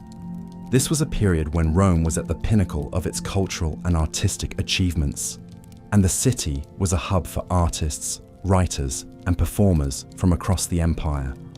The theatre was one of the most popular forms of entertainment during this time, and a wide variety of plays were performed, from high drama to ribald comedy. The actors in these plays were often slaves or freedmen, and they performed in masks, which could be highly exaggerated to depict different characters. The Romans also enjoyed pantomime, a form of performance that involved a solo dancer telling a story through movement, while a chorus sang or spoke the lines. Despite the lack of physical theatres in the early days of the empire, the Romans had a strong tradition of dramatic performances. and it was not uncommon for temporary stages to be built for specific festivals or events. The Romans also had a great love for spectacle, and nothing embodied this more than the gladiatorial games. These games, which were often held in the grand amphitheatres that dotted the empire, were a chance for the Romans to display their wealth and power. They featured a range of events, from chariot races to animal hunts. But the most famous were the fights between gladiators. These were typically slaves or condemned criminals who were trained to fight for the entertainment of the crowd. Despite the brutal nature of these contests, they were incredibly popular, and the best gladiators could achieve a level of fame and fortune that was otherwise unattainable for people of their status. Music was another important part of Roman life, and it was used in a variety of contexts, from religious ceremonies to public parades. The Romans had a wide range of musical instruments, including the lyre, the flute, and the tuba, a long trumpet-like instrument. Singing was also popular, and many Roman poems were designed to be sung. The Romans also developed a form of notation to record their music, although sadly, very few examples of this have survived to the present day. In the visual arts, the Romans demonstrated a keen sense of realism and a fascination with capturing the world as they saw it. This can be seen in their sculpture, which often depicted people in a very lifelike manner, with detailed features and expressions. They also excelled in creating detailed mosaics and frescoes, which depicted scenes from everyday life, mythology, and history. These works were often used to decorate public buildings and private homes, and they give us a fascinating insight into the world of the Romans. Literature was another area where the Romans excelled. The empire produced a number of great writers, including poets like Virgil and Ovid, historians like Tacitus and Livy, and philosophers like Seneca and Marcus Aurelius. These works covered a range of topics, from history and philosophy to love and mythology, and they have had a profound influence on Western literature. Education was also highly valued in Roman society, and there was a strong emphasis on learning and intellectual pursuits. Children were taught to read and write, and they were also educated in subjects like mathematics, music, and philosophy. Education was seen as a way to prepare children for their adult roles in society, and it was also a means of instilling them with the values and ideals of the Roman Empire. Despite the many advancements and achievements of the Roman Empire, it's important to remember that life during this time was not without its challenges. The society was highly stratified, with a vast gap between the rich and the poor. Slavery was widespread, and many people lived in conditions of extreme hardship. However, for those who were able to navigate the complexities of Roman society, there were also opportunities for wealth, power, and cultural enrichment. As we move forward in our exploration of the Roman Empire, we will delve deeper into the complexities of Roman society, examining the political, economic, and social structures that underpinned the empire's success. We will also explore the factors that led to the empire's eventual decline, shedding light on the fragility of even the most powerful of empires. For now, let these images of Roman life linger in your mind, a testament to the ingenuity, creativity, and resilience of a civilization that left an indelible mark on the course of history. Now, as we set aside our exploration for the night, allow the calm rhythms of Roman life to guide you towards a peaceful sleep. Our journey through the historical tapestry of the Roman Empire continues as we delve deeper into the complexities of daily life during its apex, a period distinguished by vast territorial expansion, relative peace, and notable cultural advancements. Imagine the bustling streets of Rome, the heart of the empire, teeming with people from all walks of life, from affluent senators to humble slaves. The Roman Empire at its peak was a melting pot of cultures, a vivid tapestry of intertwined destinies that shaped the course of history. Let us start our exploration with the typical Roman home, or domus. architectural advancements allowed the Romans to build multi-story residences, a testament to their engineering prowess. For the wealthy, these homes were often sprawling, luxurious affairs, complete with intricate mosaics, frescoes, and statues. At the center of the domus was the atrium, a courtyard that often housed the impluvium, a basin to collect rainwater. This open space, enlivened by the play of light and shadow, was the heart of the Roman home, a place for socializing, conducting business, and even religious ceremonies. However, this picture of domestic luxury was not the standard for all Romans. The majority of the population, particularly in Rome, lived in insulae, multi-story apartment buildings. These structures, sometimes reaching 6 or 7 stories high, were often cramped and lacked the amenities of the domus. The lower floors, sturdier and less prone to fire, were typically occupied by the wealthier tenants, while the higher, more precarious floors were home to the less fortunate. The Roman diet was heavily influenced by the Mediterranean climate and the empire's vast territories. The staple foods included grains, primarily wheat, which was used to make bread. Romans also consumed a lot of vegetables, legumes, and fruits, both fresh and dried. Meat was a luxury, typically enjoyed by the wealthy or on special occasions. Fish and seafood, however, were common, especially in coastal regions.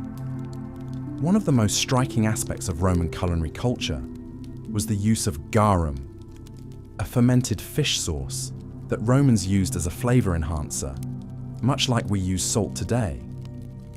The production of this sauce was a significant industry in many Roman towns.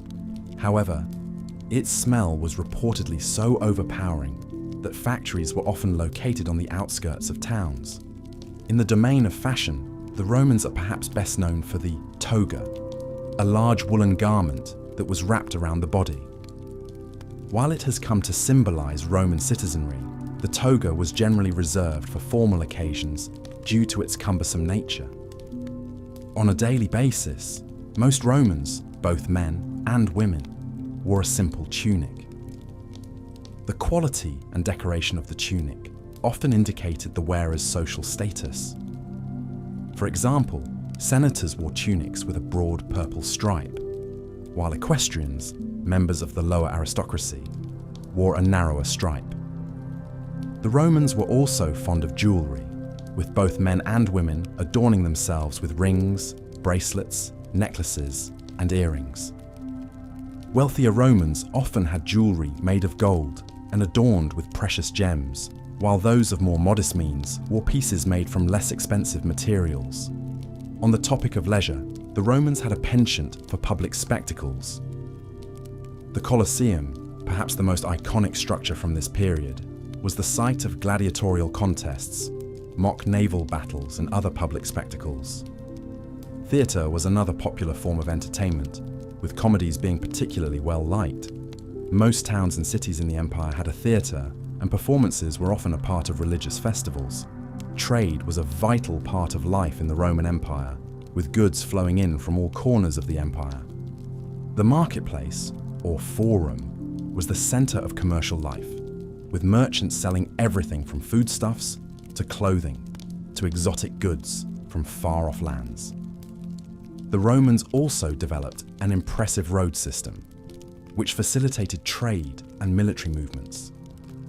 In this period of Roman history, we see a society characterized by contrast and diversity, from the luxurious homes of the wealthy to the cramped apartments of the poor, from the opulent feasts of the aristocracy to the simple meals of ordinary citizens. The Roman Empire was a complex and vibrant world. As we delve deeper into this fascinating era, we will further explore the intricacies of daily life, the cultural practices, and the societal structures that defined the Roman Empire at its peak. So close your eyes, imagine the bustling streets of ancient Rome, and let history come alive. As we delve deeper into the heart of the Roman Empire, we journey into the bustling city centers, where the day-to-day life of the common Roman citizen unfolded. The typical Roman city was a marvel of engineering, with well-paved roads, intricate sewage systems, and impressive structures of brick and stone. One of the most iconic structures, the amphitheatre, served as the hub of Roman social life, where citizens gathered to enjoy public spectacles and games. These massive arenas could hold thousands of spectators and were architectural marvels of their time. The Roman household, or domus, was another crucial part of Roman life. The domus was not just a physical structure, it was a social unit that included the head of the household, his wife, children, and slaves. Wealthy Romans lived in luxurious urban villas, adorned with intricate mosaics, frescoes, and statuary. These homes had many rooms, including a dining room, bedrooms, a kitchen, and often a small garden. The poor, on the other hand, lived in cramped, multi-story apartment buildings called insulae. These were often poorly constructed and prone to fires. Life in the Roman Empire was stratified, and one's social status greatly affected one's quality of life. At the top of the social hierarchy were the patricians, the wealthy aristocratic class. Below them were the plebeians, or common people. Slaves were at the bottom of the social structure. Despite the stark differences in living conditions, all Romans, regardless of their status, enjoyed certain public amenities like public baths, forums, and amphitheatres. Roman cuisine was heavily influenced by the Mediterranean, with olives, grapes, and wheat forming the cornerstone of the Roman diet. Wealthy Romans dined on exotic dishes like peacock tongues and dormice, while the common people subsisted on a diet of bread, porridge, and vegetables. Wine was a staple beverage for all strata of society, often diluted with water. The Romans were a deeply religious people, with a pantheon of gods and goddesses whom they worshipped in elaborate temples and shrines. They believed in the divine origins of their city and attributed their military success and prosperity to the favor of the gods. Religion was deeply intertwined with the state, and the emperor was often deified and worshipped as a god. Education was highly valued in Roman society.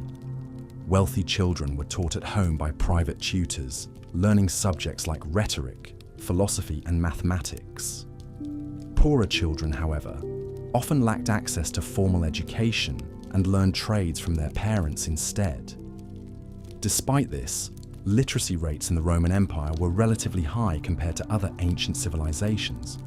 Roman law was a complex system, built on centuries of tradition and precedent. Roman law influenced many subsequent legal systems, and many of its principles are still in use today. Notably, the Romans were among the first to establish the concept of innocent until proven guilty. Roman society was also marked by its love for leisure and entertainment.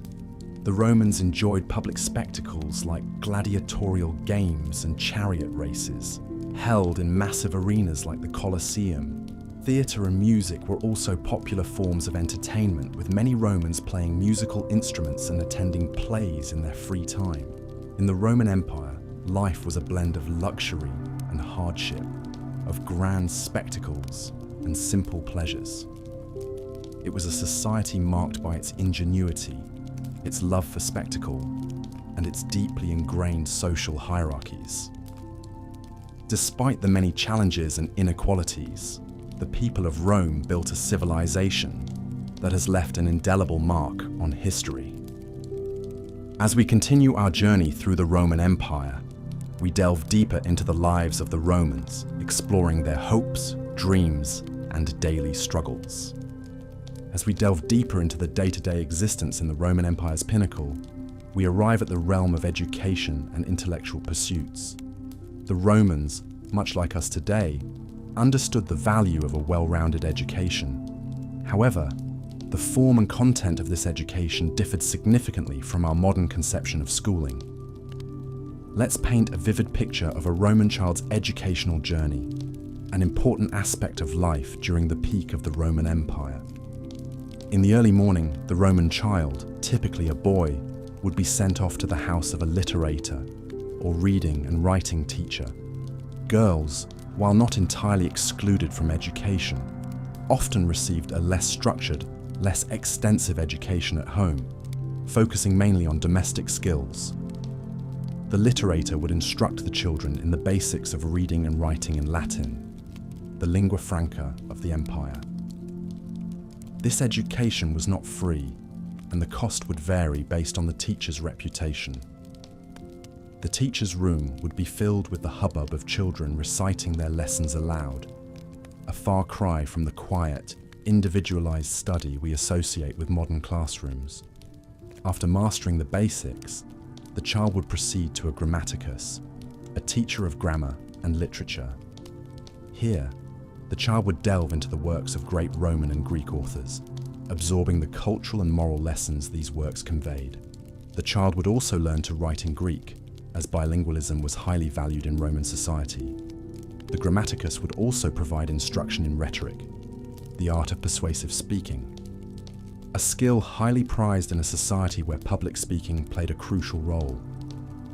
If the family could afford it, the final stage of education would involve a rhetor, a teacher of advanced rhetoric and philosophy. This was the equivalent of a university education in modern terms, and it prepared the student for a career in politics and law, the most prestigious professions in Roman society. However, the intellectual life of the Roman Empire was not limited to formal education. The Romans were great admirers of Greek culture and intellectual achievements, and they absorbed much of this into their own civilization. Libraries, both public and private, were widespread, filled with scrolls containing the works of great Greek and Roman thinkers. There were also public lectures and debates, where the educated elite would gather to discuss philosophical and ethical issues. Despite this focus on intellectual pursuits, the Roman education system was not without its critics. Some Romans lamented the focus on Greek culture and language, believing it detracted from traditional Roman values.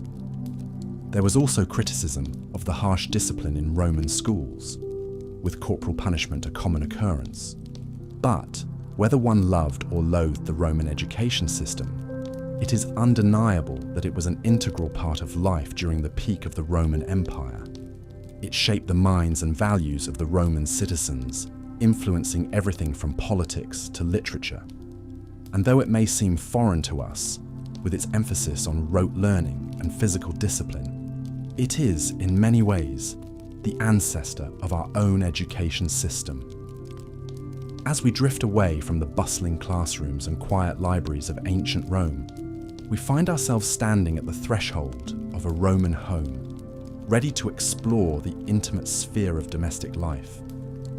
But that is a story for another time. For now, let us close our eyes and imagine the echoing voices of Roman children reciting their lessons, the rustling of parchment scrolls in a library, the animated discussions in a public lecture. Let these images lull you into a peaceful slumber, carrying you away on the wings of history. As we continue our journey through the peak of the Roman Empire, we find ourselves stepping into the atmosphere of a bustling marketplace. Markets, or Macella as they were known in Latin, were an integral part of Roman life, serving as the hub of economic activity and social interaction. These were not just places for buying and selling, but venues where news was exchanged, politics discussed, and friendships formed. The marketplace was a bustling array of stalls, peddlers, and shoppers.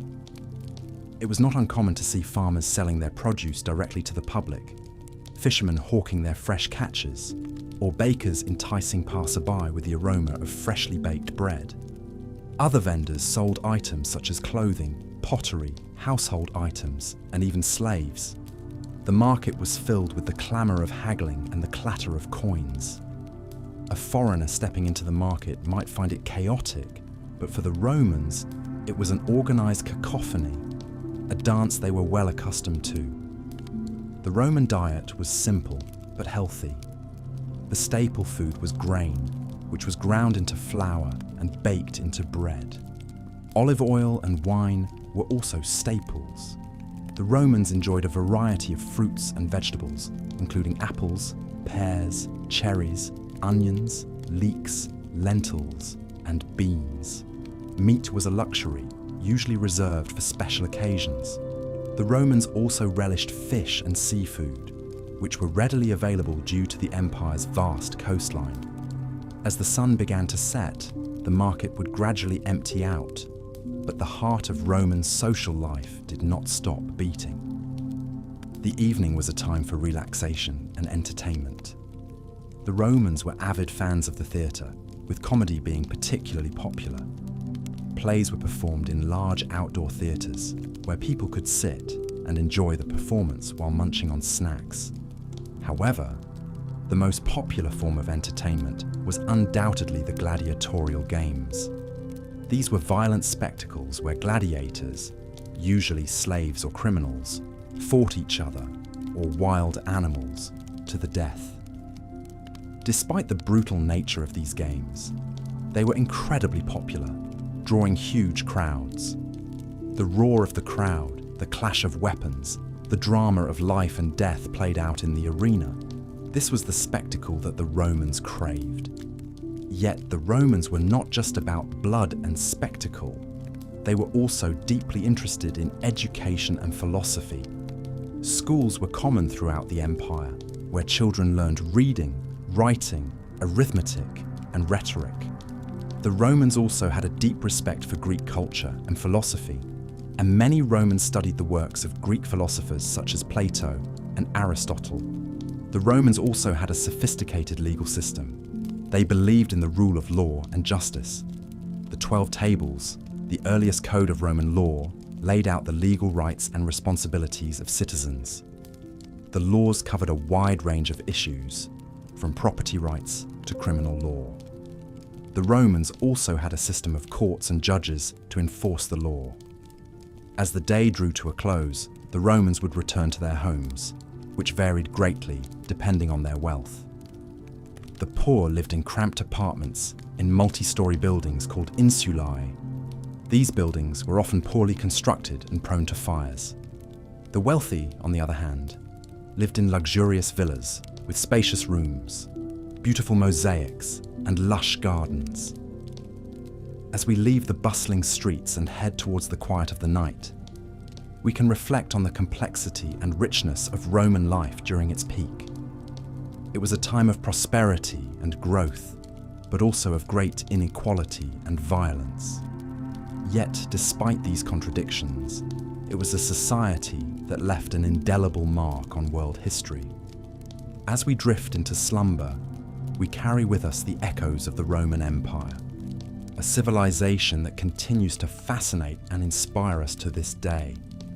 In the last section, we concluded our journey through the bustling markets of ancient Rome, breathing in the heady scent of spices, herbs, and olives, and listening to the dynamic sound of coinage, bargaining, and the myriad languages spoken by the diverse populace. Now, let us turn our attention to the heart of the Roman Empire, its government and politics. Rome, at the height of its power, was an oligarchy masquerading as a republic. The government was essentially controlled by a number of powerful families, known as patricians, who held the majority of political power. These families often had deep roots in the Roman society, tracing their lineage back to Rome's earliest days.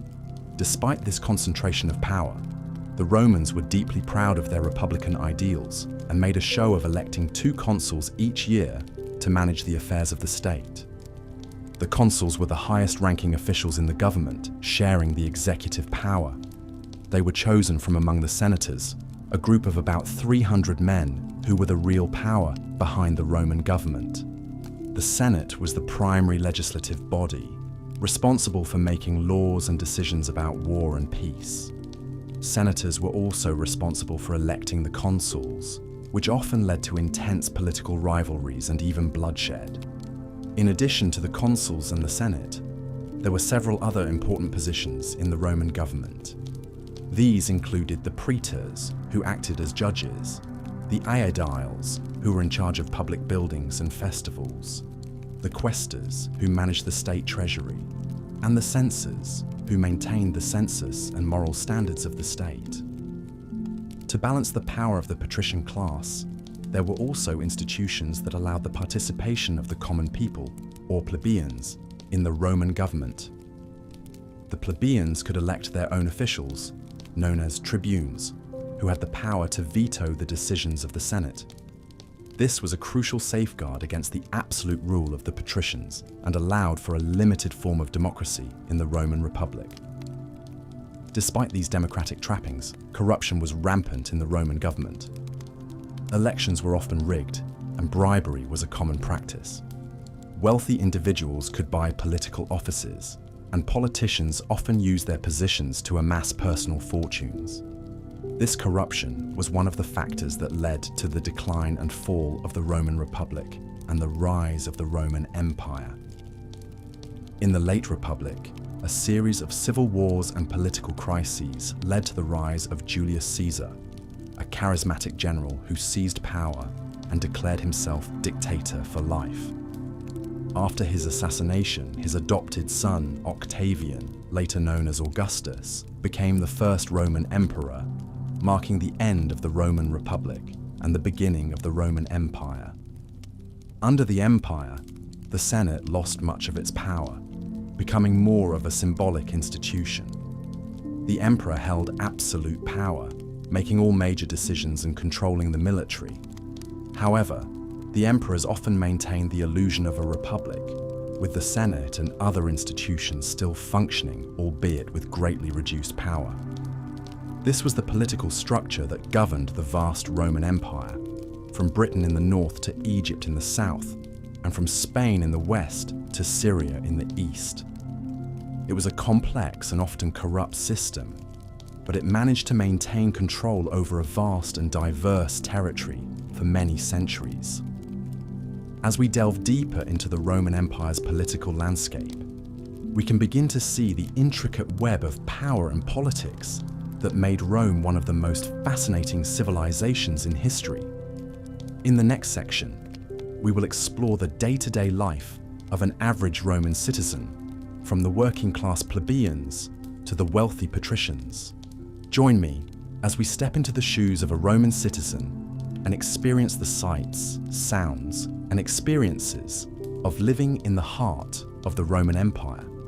In the heart of the Roman Empire, the city of Rome itself was a marvel to behold.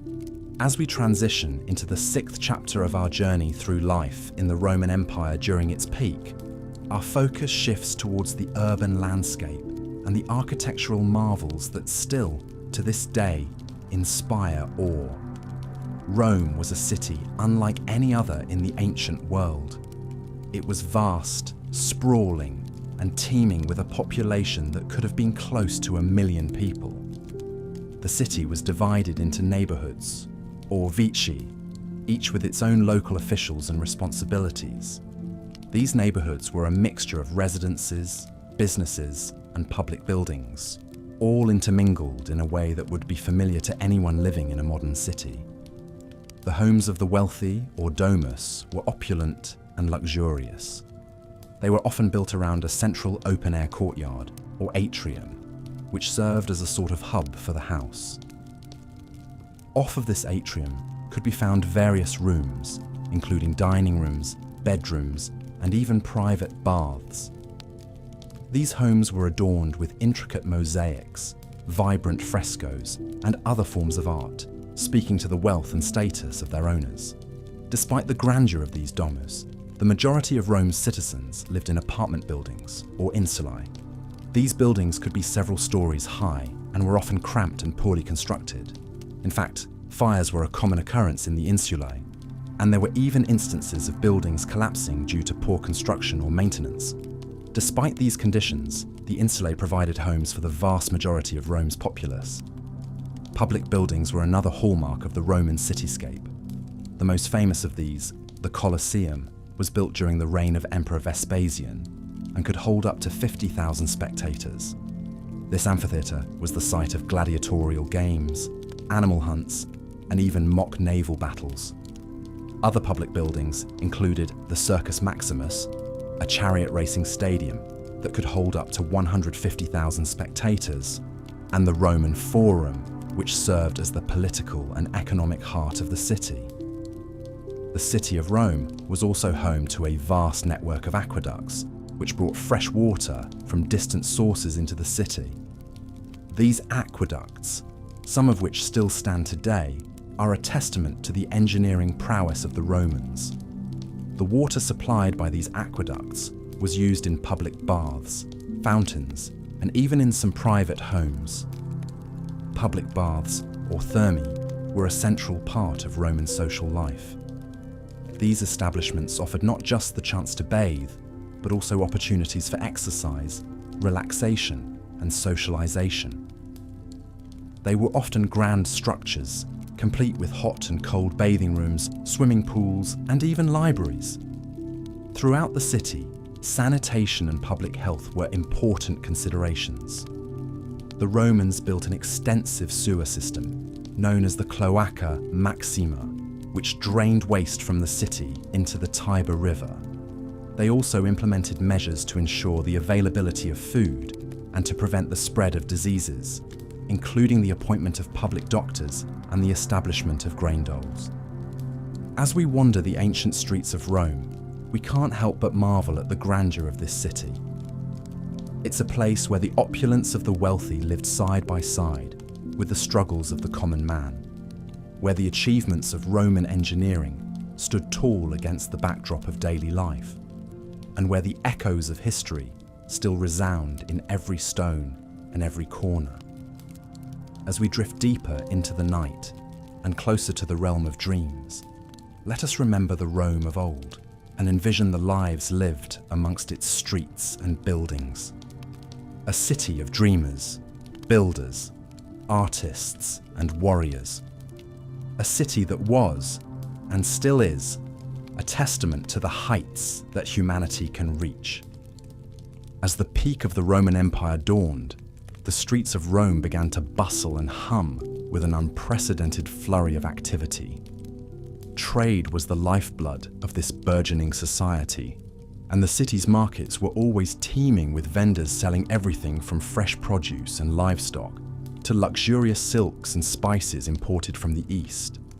The empire's extensive network of well-maintained roads and sea routes facilitated the transportation of goods from the farthest reaches of the empire to the heart of Rome, contributing to the city's status as a global trade hub. The daily life of a Roman citizen was largely dictated by their social status. The wealthy patricians who sat at the top of Roman society lived lives of unimaginable opulence. They resided in grand villas, adorned with elaborate frescoes and intricate mosaics, often situated on large estates outside the city. These homes were symbols of their owners' wealth and power, and they often hosted lavish banquets and parties where guests would indulge in fine wine and entertainment. In stark contrast, the plebeians, the common folk, lived in cramped apartments, known as insulae, located in the city's bustling heart. Despite their modest living conditions, these lower-class Romans took great pride in their community and participated actively in public life. They would frequent the city's numerous bathhouses, markets, and amphitheatres, indulging in the empire's myriad public entertainments. The Roman Empire was renowned for its public amenities, many of which were the first of their kind. The city boasted an extensive aqueduct system, which supplied clean water to public fountains, baths, and private homes. The Roman baths, in particular, were a marvel of engineering and a hub of social activity. Citizens of all classes would gather here to bathe, socialize, and discuss politics. The baths were often grand architectural feats, with heated floors, steam rooms, and large pools filled with mineral-rich water. Education was also a crucial facet of Roman society.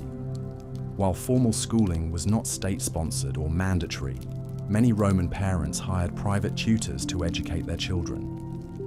Learning was highly prized, and Roman children were taught to read, write, and speak eloquently in Latin and often Greek.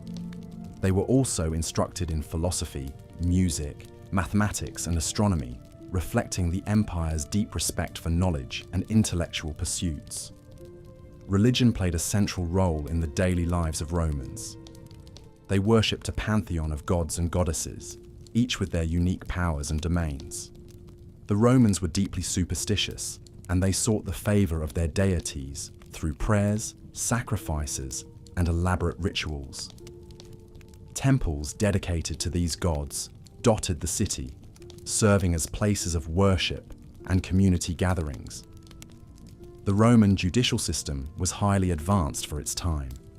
Citizens were presumed innocent until proven guilty, and they had the right to defend themselves in court. However, the courts were often biased in favor of the wealthy and influential, and corruption was rife.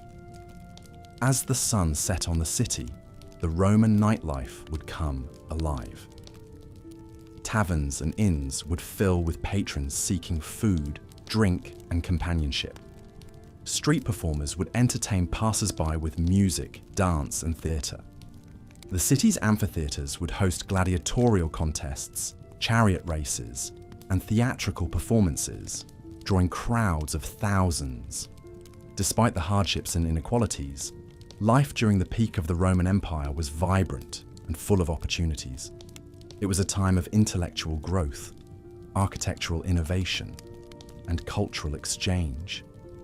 It was an era where a simple plebeian could rise to become a respected senator, and where the achievements of individuals and the society as a whole were celebrated with great aplomb. The Roman Empire, at its peak, was a testament to humanity's potential for progress and prosperity. As we drift off to sleep tonight, let us imagine the bustling streets of Rome, the grandeur of its architecture, and the vibrancy of its people, and dream of a time when Rome was the heart of the world.